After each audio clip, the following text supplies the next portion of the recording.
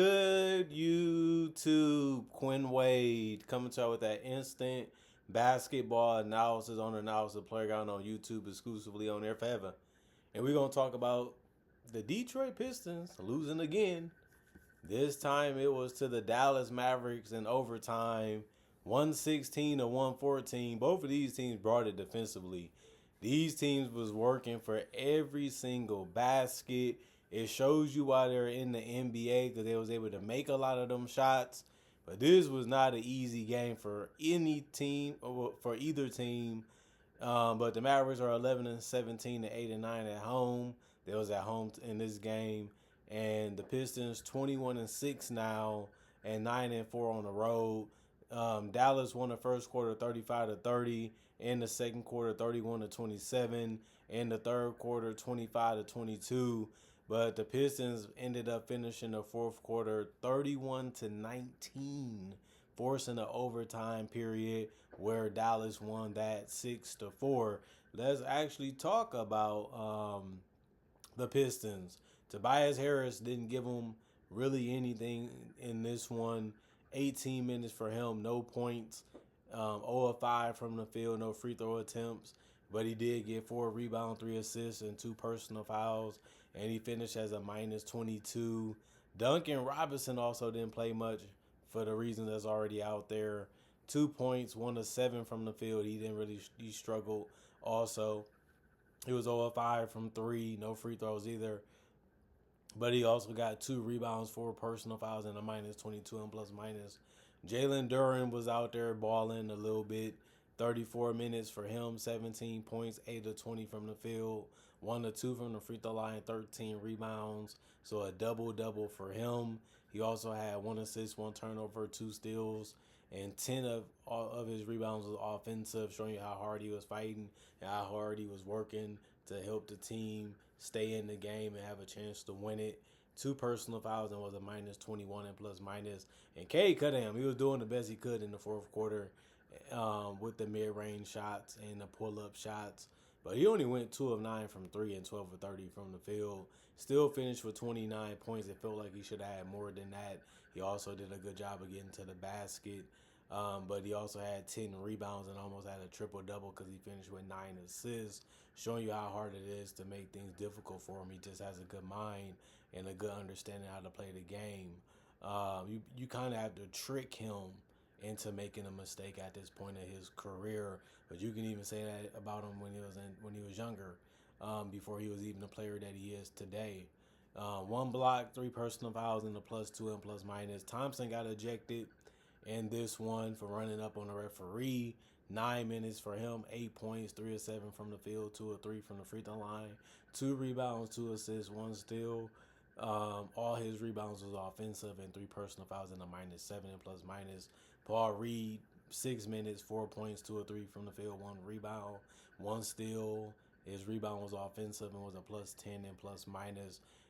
He just did what he should do, and that just find a way to get open and find a way to finish the shot that you get, and he did that more times than not. Isaiah Stewart did the same.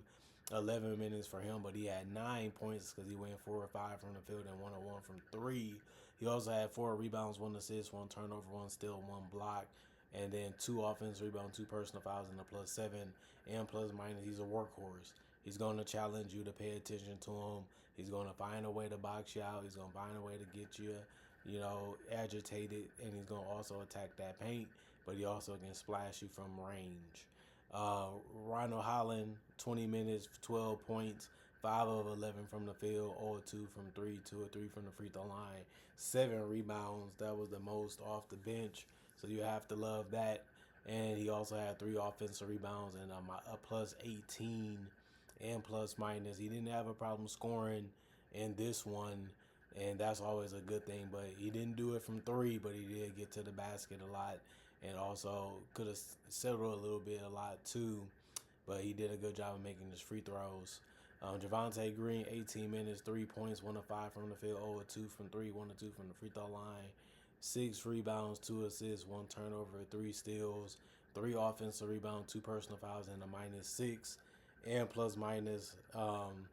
He did all the little things that help you win games, and He didn't score the ball that great in this one, but he was out there making other different moves to be able to help them stay in the game and have a chance to win it. And that's all you're out there to do when you come off the bench and play that type of minutes. Karis LeVert, 27 minutes, 6 points, 3 of 8 from the field, 0 of 2 from 3. Did a good job of trying to attack and keep the defense guessing. He did finish with 3 assists also and no turnovers. That's another way to counter what your opponent is doing. 3 rebounds, 1 offensive rebound, 1 personal foul, and a +2 on plus minus. Marcus Sasser, 8 minutes, 0-1 from 3, 0-2 from the field. 2 rebounds, 3 assists, a +11 and plus minus. Didn't score, but did a good job of finding his teammates when he could.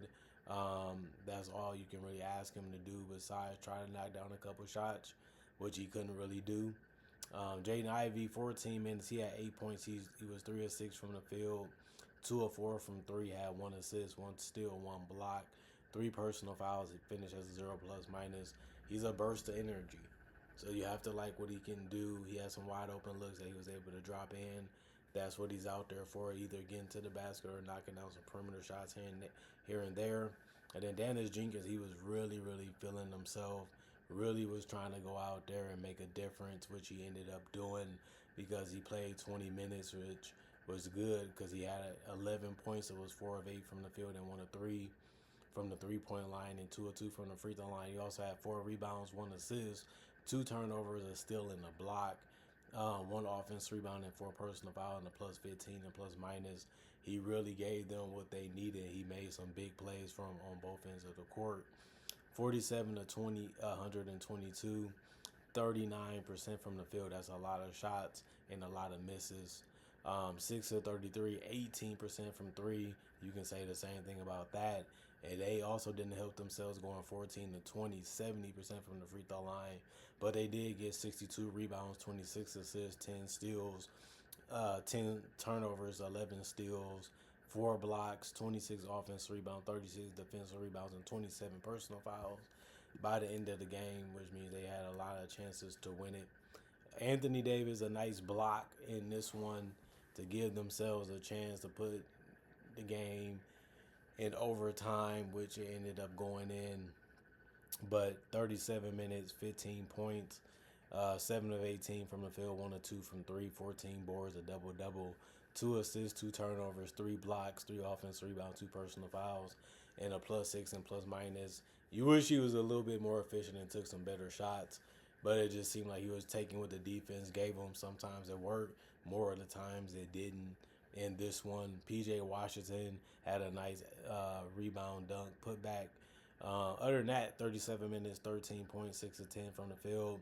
Didn't rely on the three-point shot as much in this one, which ended up working out in his favor in the team too. 7 rebounds, 3 assists, 2 turnovers, 1 steal, 4 blocks, 2 offensive rebounds, 3 personal fouls, and a +2 and plus minus. Najee Marshall had the floaters going, the quick shots around the rim going.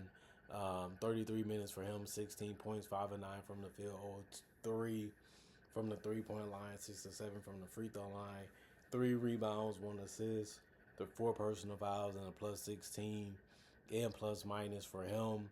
And he's one of the best offensive players that they have if they started him, because they know they can put the ball on the floor and make a quick shot or a quick pass.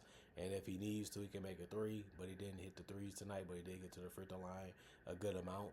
Cooper Flag, I'm loving what he's doing. The mid-range pull-up was there, getting close to the basket, hitting close-range shots was there. The only problem still is the three-point shot isn't there. He took 4 threes and it was open. He just couldn't drop any of them, which sucks for him.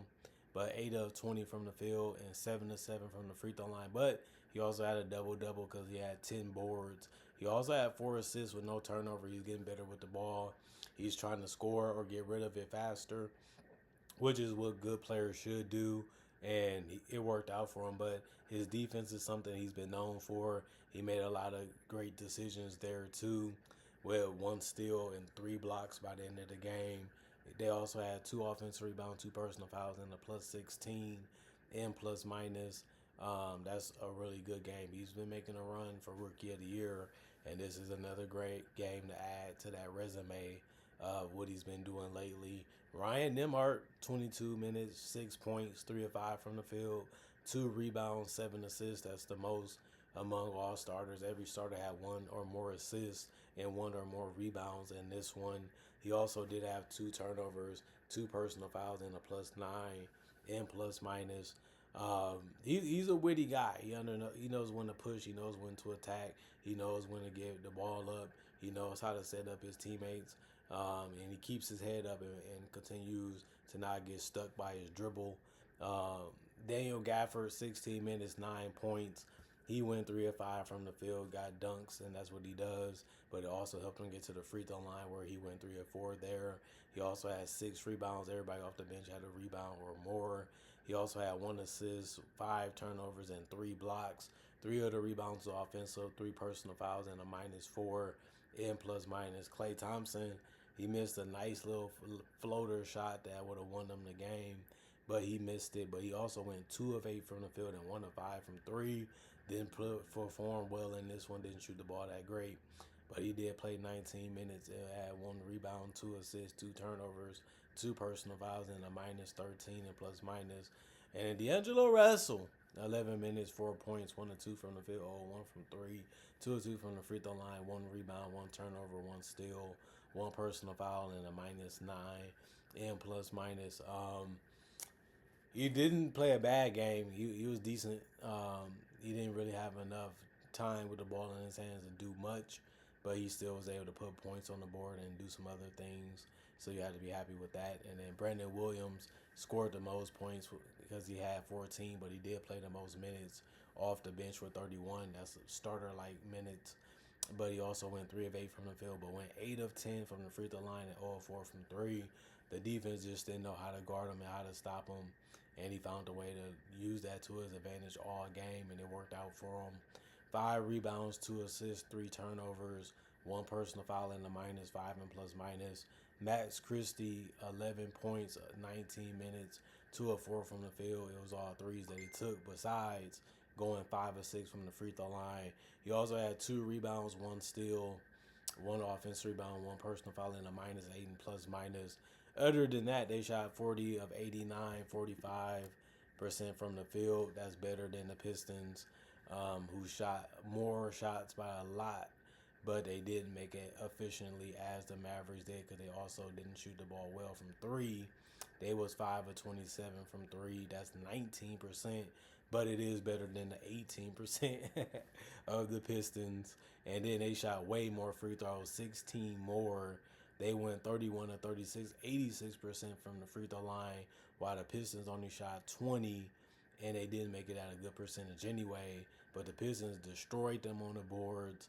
They had 11 more rebounds than the Mavericks, and they also did get out assisted by the Mavericks, only by 4 though.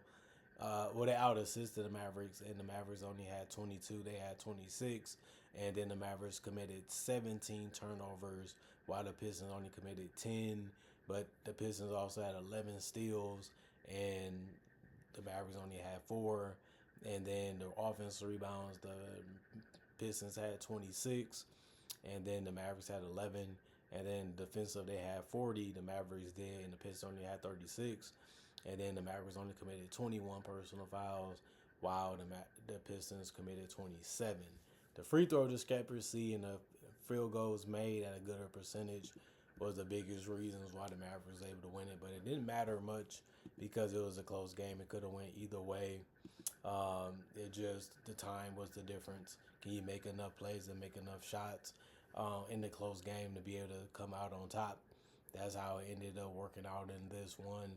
The Mavericks just was able to use the time wisely, make shots at the right time, and they was able to defend and make plays a little bit more on the defensive end compared to the Pistons. And you can say the Pistons should have got this one. They should have been able to close this one out.